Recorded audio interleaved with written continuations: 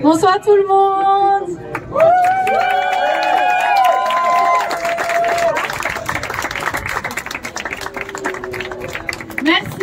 Merci, un immense merci à vous. Donc je commence par reconnaître la victoire de Romain Daubié. Vas-y, c'est la démocratie.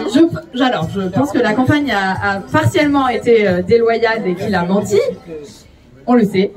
C'est pas juste moi qui le dis parce que je suis rageuse, on le sait. Mais c'est comme ça. C'est la démocratie. Et ce soir, on a perdu.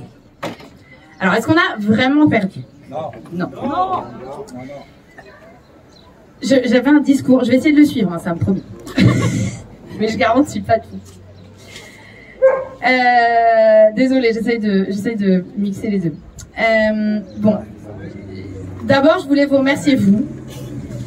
Et je voulais vous dire que je suis déçue, bien sûr. Je suis triste, surtout pour notre territoire, parce qu'il va être représenté par quelqu'un qui n'est pas quelqu'un de bien, je crois. Pas parce qu'il est macroniste, mais parce qu'il ment et que ça n'est pas à son honneur. Nous, ce soir, on a perdu, certes, mais on a la tête haute. Et on a avec nous la dignité, l'amour, coucou Max, et une autre forme de victoire. Une victoire collective. Regardez-vous. Je suis sûre que la plupart des gens, vous ne vous connaissiez pas avant ce soir. Et ça me rend très, très, très heureuse. Je voudrais remercier vous tous, bien sûr. Je voudrais aussi remercier les quartiers populaires, le Trèves, la Maladière, les Foliais, les Peupliers et les villages. Parce qu'il y a de nombreux villages qui ont prouvé qu'il n'y avait pas de territoire perdu pour la gauche, pour le progrès, et qu'on ne fait que commencer. On se battait contre une machine. On a proposé un mouvement à la machine. Le mouvement, ce soir, il a perdu, parce que la machine, elle est très, très forte, comme chacun sait. Et c'est pour ça qu'elle reste, la machine, parce qu'elle s'auto-entretient et qu'elle est très forte. Et le mouvement, il ne peut pas toujours gagner. Mais, attendez, je ferai après... Là, voilà. Oui, voilà, c'est bon, c'est ça que je veux dire. On a fait l'impensable et l'impossible ensemble. On est à combien? 20 000 voix? A priori. Il n'y a que la moitié du dépôt. Voilà. 20 000 voix de gauche sur ce territoire. Qui l'eût cru? Personne. Personne.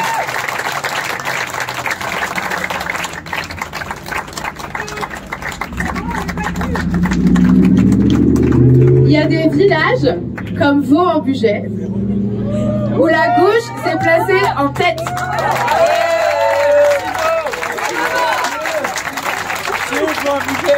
Et ça, c'est grâce à vous, à chacun et chacune d'entre vous, qui avez voté, certes, mais qui avez fait voter. Et vous n'avez pas juste envoyé un texto à vos proches pour dire d'aller voter. Je pense à l'équipe, bien sûr, où vous êtes Théo, Marie, Samuel, Arthur, Gabi, Julie, et aux gens, et Alice, bien sûr, pardon, c'est en face de moi. Alors. Je pense bien sûr à Emma et à Anouk, mais surtout, je pense aussi à Esther, à Amine, à Romain, à Mathias, à Lola, à des gens qui ne sont pas dans l'équipe, parce qu'ils ne sont pas payés, mais qui sont la famille. Vraiment. Quand on est venu vous chercher, on avait un espèce de rêve et on a dit on va retourner le territoire. Il y a beaucoup de gens qui ont ri et il y a des gens comme vous qui ont dit allez chiche, on y croit. Et on le fait. Et on l'a fait. Vraiment, j'espère que vous... Déçus? Oui, bien sûr. Bien sûr, on est déçus. Pourquoi? Parce que même si on a fait des bons résultats au niveau national, l'augmentation du SMIC devra attendre. La retraite à 60 ans n'est pas gagnée et le réchauffement climatique est toujours là. On l'a vu encore aujourd'hui. Il fait 40 degrés, ça n'est pas normal. Donc qu'est-ce que ça veut dire? Ça veut dire qu'on va pas rentrer dormir tranquille ce soir, ni triste, ni abattu, ni découragé. Vraiment. Et ça, je vous le dis, moi, dans mon cœur, j'ai beaucoup de fierté, beaucoup de gratitude. C'est pour ça que je pleure pas. Je me suis beaucoup posé la question de comment j'allais réagir à cette annonce à laquelle, pour être transparent, je m'attendais un peu. Enfin, je veux dire, c'était un peu délirant ce qu'on avait prévu de faire. Donc, comme je suis pas complètement irrationnelle, je savais que ce moment pouvait arriver. Et il est arrivé, il est devant nous. Moi, je pense qu'on peut avoir vraiment la fierté du travail accompli. Mais qu'est-ce qu'on a bossé, putain! Qu'est-ce qu'on a bossé!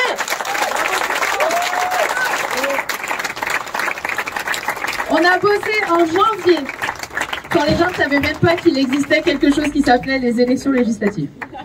On a bossé par 35 degrés. Je voudrais revenir sur la journée de vendredi. Cette journée de vendredi.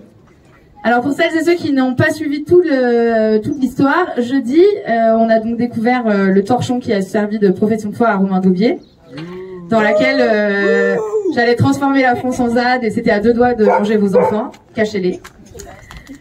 Et là, on s'est posé la question de qu'est-ce qu'on fait. Moi, je suis très fière de notre réaction. Pourquoi? Parce que des dossiers sur Romain Daubié, tout le monde en a. Alors ça, tout le monde en a. Mais on n'a pas utilisé ça. On a dit, ce qu'il a fait, c'est déloyal. Ce qu'il a fait, c'est mentir. Et nous, on n'est pas comme ça. La fin ne justifie pas tous les moyens. Pourquoi? Parce que ce soir, ça s'arrête pour 5 minutes. Et après, on repart. Et on peut pas repartir après avoir menti aux gens, après les avoir pris pour des cons. On peut rien construire là-dessus. Par contre, ce sur quoi les 200 bénévoles qui ont travaillé d'arrache-pied on a appelé 1000 personnes vendredi pour leur rappeler d'aller voter. On a distribué 30 000 tracts en une journée. 30 000 tracts. Applaudissez-vous, putain.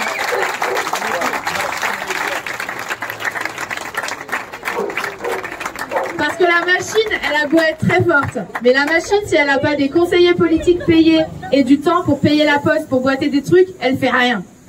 Nous, on a dit on n'a pas de machine, on a un mouvement. Et oui, c'est un peu trop juste cette fois, mais le mouvement, il s'arrête pas, il continue. Et je vous regarde, chacun et chacune d'entre vous, et je vous dis, s'il vous plaît, ne devenez pas cynique. Ne vous dites pas, on a perdu, donc on ne va jamais gagner. Non. Non, vous savez, le mouvement des droits civiques aux États-Unis, il a commencé dans les années 20. La première grève des transports publics aux États-Unis, elle a commencé dans les années 20. Elle a abouti en 54. En 1920. En 1920, il y avait déjà des gens qui disaient il faut boycotter les transports parce que c'est comme ça qu'on va mettre fin aux lois ségrégationnistes du sud des États-Unis. Est-ce que quand ils ont perdu leur première grève des transports, ils se sont dit ah ouais non j'avoue ça va pas marcher, bon bah voilà c'est pas grave. Non. Ils se sont dit on va apprendre parce qu'on est très fiers du travail qu'on a fait mais on n'a sans doute pas tout compris. On va apprendre. Et 2, on va former. Et ça c'est très très très important. Tout ce qu'on a fait ensemble, on doit le repartager aux gens. On doit leur expliquer comment on a fait.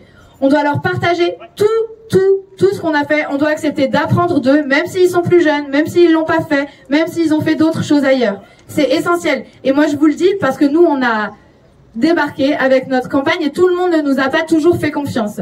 Et je pense qu'on aurait gagné du temps si ça avait été le cas. En aucun cas c'est ça qui est responsable de notre défaite ce soir. Mais je dis juste, soyons humbles et soyons toujours prêts à accepter les idées des autres, notamment des plus jeunes. Notamment des gens qui n'ont jamais fait de politique, notamment des gens qui travaillent à l'usine et qui nous expliquent comment ça marche, des gens qui sont aides-soignantes, AESH, des gens qui gagnent 80% du SMIC et qui vivent quand même. On a énormément de leçons à apprendre de gens qui vivent dans la pauvreté la plus terrible et qui se lèvent quand même pour leurs droits.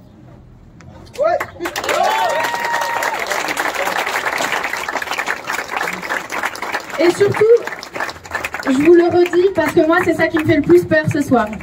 C'est le cynisme qui peut naître de cette défaite. Vraiment. Le cynisme qui peut naître d'y avoir cru et de n'avoir pas eu ce rêve-là réalisé. Ça n'est pas fini. Ça n'est pas fini, pourquoi? Parce que des gens continuent à vivre dans la misère. Parce que les températures continuent à monter. Parce que tant qu'il y aura des ultra-riches qui prendront un jet privé 3 fois par jour, alors qu'il y a des gens qui ne peuvent pas bouffer alors qu'ils travaillent, ça ne sera pas fini.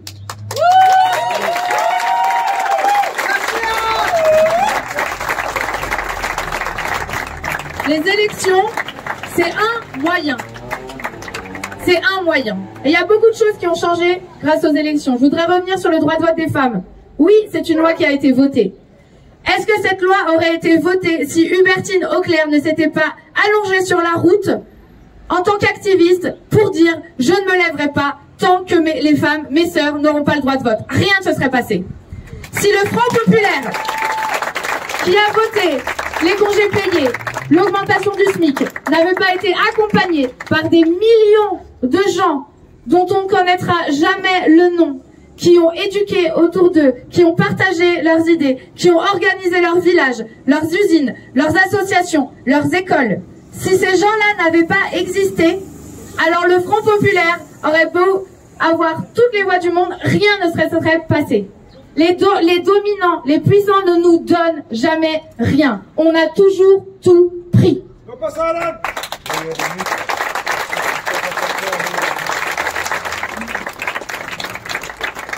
Alors maintenant, qu'est-ce qu'on fait? On pleure, on a le droit. Moi, je pleure pas parce que je suis très heureuse ce soir. Je suis très heureuse, je suis très fière et je suis très déterminée. Ça veut pas dire que je suis pas triste. Bien sûr, je suis triste. J'aurais aimé demain prendre le train et dire je représente le sud de l'Ain avec notre mouvement, avec nos idées. Ça ne va pas se passer. Il faut l'accepter. Il faut le digérer. Et pardon, j'ai une bête chelou. Et il faut repartir. Repartir comment? Je vous propose qu'on en parle ensemble. Mercredi prochain, le 29, je vous propose qu'on se réunisse. Alors, on avait un lieu. C'était quoi le lieu? Pardon. À Montluel? Au QG? On n'aura plus le QG? Non. Pardon, petit couac. La mairie. Devant la mairie. À la mairie de Montluel. Non. À Saint-André-de-Corcy, ils sont plus sympas. Chez nos amis, la mairie, c'est Saint-André-de-Corcy. Donc, le 29. Déjà, on se voit pour célébrer. Et c'est ça qu'il faut qu'on fasse ce soir. On a accompli quelque chose d'extraordinaire. C'est normal d'être déçu, c'est normal d'être triste. Mais, vraiment, mais qui l'eût cru? Qui l'eût cru qu'on ferait 20 000 voix? Personne. Personne. Et on l'a fait. Et la bonne nouvelle, c'est qu'on reste tous là, pendant 5 ans. Et que, pendant 5 ans, certes, mais là j'ai une échéance électorale, on s'en fout de 5 ans. Le GIEC, il nous a donné 3 ans. Donc, on ne lâche rien. On n'a pas le droit de lâcher. On n'a pas le droit, même si c'est dur, même si on est triste, même si on aurait espéré que ça se passe autrement, on ne lâche rien. Les puissants, eux, vous l'avez vu, ils sont allés voter. Encore une fois. Tout le monde trouve que la politique d'Emmanuel Macron est problématique et pour autant il est président et il a la majorité des députés. Donc, la leçon c'est quoi? La leçon, c'est qu'ils ne sont grands que parce qu'on est à genoux. Donc, levons-nous ce soir et levons-nous tous les jours qui suivent.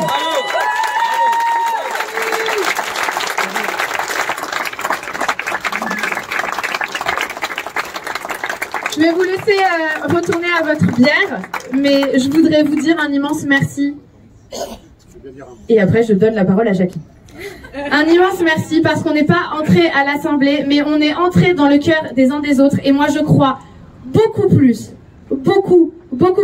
aux relations qui durent, à la confiance qui s'instaure qu'à un vote. Et ce vote-là nous le prouve. Il n'y a pas de confiance, il y a un vote. Mais on s'en fout, nous. On s'en fout parce que notre objectif, c'était pas un vote. C'est du pouvoir. C'est du pouvoir pour faire changer les choses. Et ce pouvoir, on va avoir des relais à l'Assemblée nationale. 149 personnes qui sont dans notre équipe. Utilisons-les, rencontrons-les, parlons-leur. Mais apportons-leur des choses. Tout le monde, ils sont seuls. Ils seront trop seuls. Ils n'ont pas la majorité. Donc nous, à notre échelle, on peut tous faire quelque chose. Rejoignez un syndicat. Créez une association. Présentez-vous au municipal, bordel! Présentez-vous au municipal!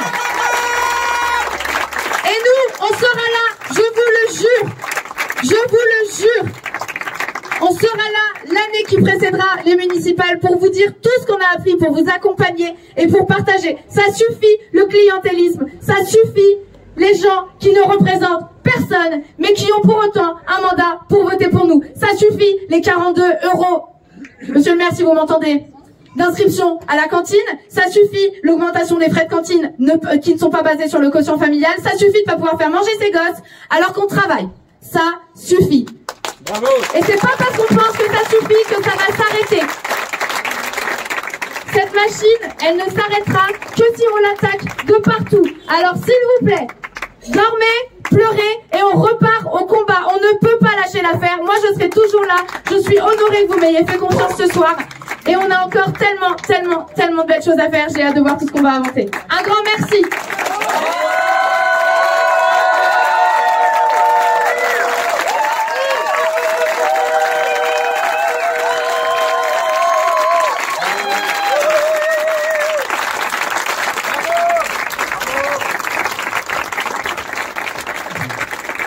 Chers amis, bonsoir.